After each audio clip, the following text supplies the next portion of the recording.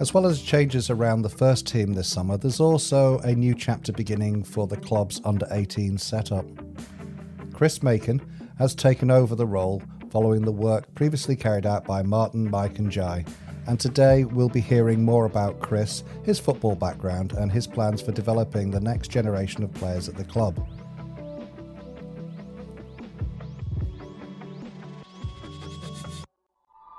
Chris, congratulations on taking over the under-18 side. What attracted you to the role at Knaresborough Town Women?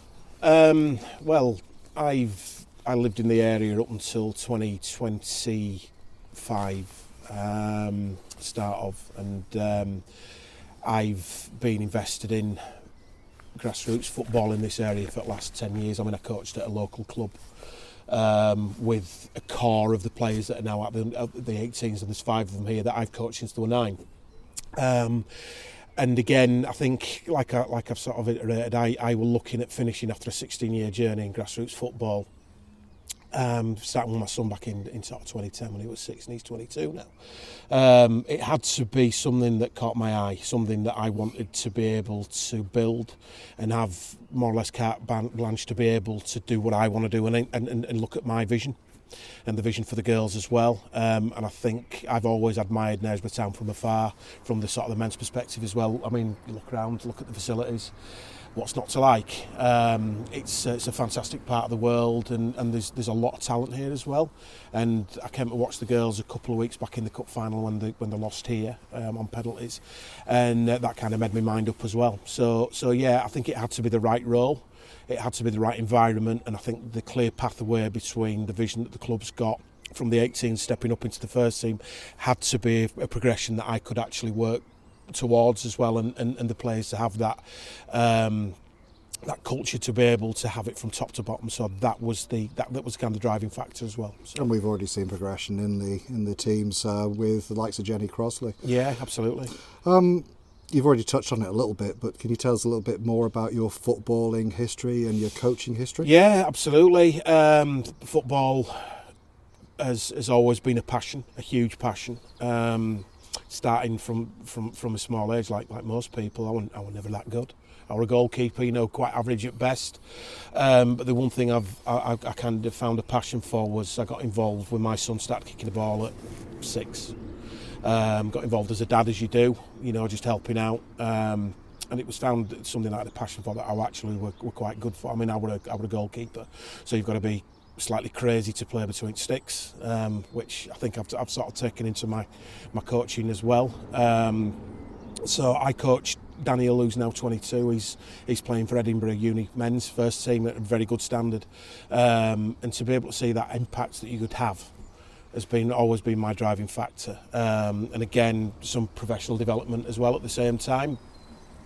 Sort of going up to UEFA level, that got me involved in Leeds United, scouting for Leeds. I've scouted for Leeds since 2012 at academy level, and I've seen some kids go into pro game, and I've also seen some to go on to very, very good levels as well, and also some that have just played to enjoy it. So I think it's those whole tiers of the layers to make sure that that's worked, and it's worked at a really good level for my coaching as well.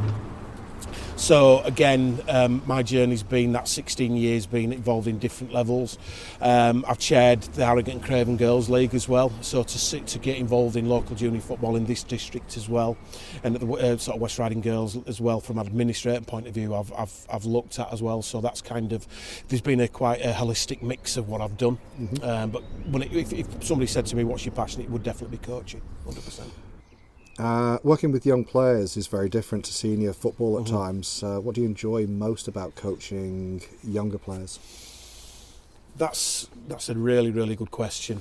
I think it's actually using sport and football as a vehicle to watch them grow and develop.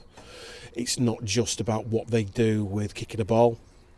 It's about how they hold themselves. I've really learning life skills as well, and I've seen that where I'm now in kids that are in the early 20s that I started with their journey many years ago, that have got kids of their own now, and they can approach in the street, and you can have that conversation about how they started and how that affects them. Because the beauty about sport is that you get kids from all kinds of backgrounds.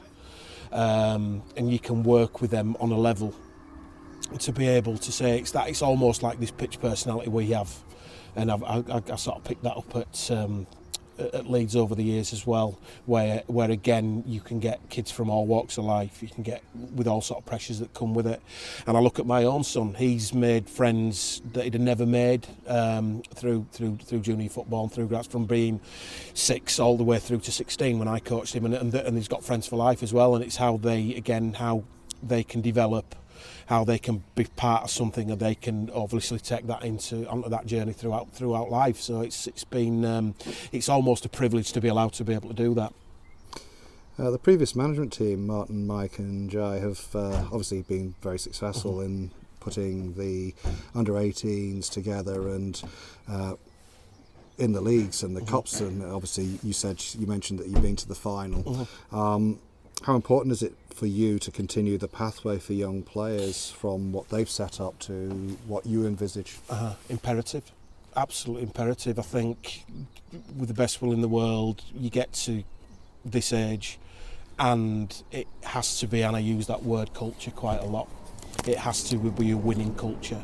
It has to be a standard that we're not carrying passengers. They're the non-negotiables. You look at your commitment, you look at your passion. I look at. I love to quote. I love quotes. I love something that's heavily on the board at Thorpe Arch down at our academy, and it says "side before self" every single time. And it's that. I think that is your benchmark. That they're your watchwords, and to get people to buy into that success, because like I said, and you go back to that final that the girls lost on penalties a few weeks ago, take that as as something that hurts, and push and take that literally that hurt and push it far down yourself and make it spur you on to go to that next level. And I think that's the culture that we want. We want winners ultimately, but winning together, not just individuals. I think, again, like people say, there's no I in team, but there certainly is in win, and that's the way we want to look at it. What are your goals for the under-18s for the next season? We need to build on the performances from last season. I want us to go one better by putting in the hard graft. The outgoing coaching team, retention's key as well. We want to be able to drive footfall to this club as well. Look at clubs around the area that are successful, and want them to be able to not finish at 16 or 17 before they go to uni and whatever everything else, to be able to come here and have that environment that they can excel. And when we're here this time next year, you've got to how you measure success, and success is measured by an environment, and winning doesn't have to be pots in the trophy cabinet and medals around your neck. It has to be about how that team actually deal with adversity, how they deal with success and everything that's in between it. So that's the benchmark, and that's how I'll measure success this time next season. And finally, what would you like to say to the parents and players who may be thinking about joining or following the team this year? I think it's going to take a little bit of time. I think that's one thing I would always ask. Success isn't built overnight. I think I'm coming in with fresh approach, fresh ideas. The parents that are already here, and my reputation that I'd like to think has got me quite a lot of credit in the bank locally as well. To be able to say to them that we will be building something and you're coming in at ground level with me, and that's that journey I want to be able to go on. And then at the end of it, your particular daughter or whoever it is, the parent or guardian that here, they're coming out and they're seeing them, that they're wanting to get to training, they're wanting to get to games. If they've got outside interests, it's that they're almost living and breathing what we're putting together.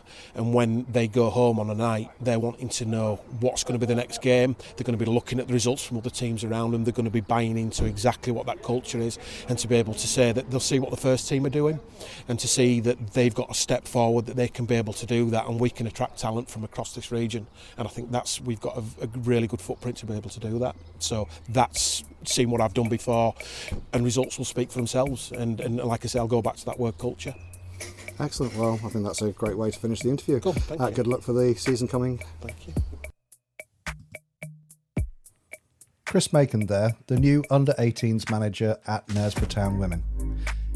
It's an exciting period for the club at every level, and the development pathway for young players will continue to be a hugely important part of the future. Our thanks to Chris for joining us, and keep an eye on the club's social media channels for more updates across the pre-season period. Thanks for listening.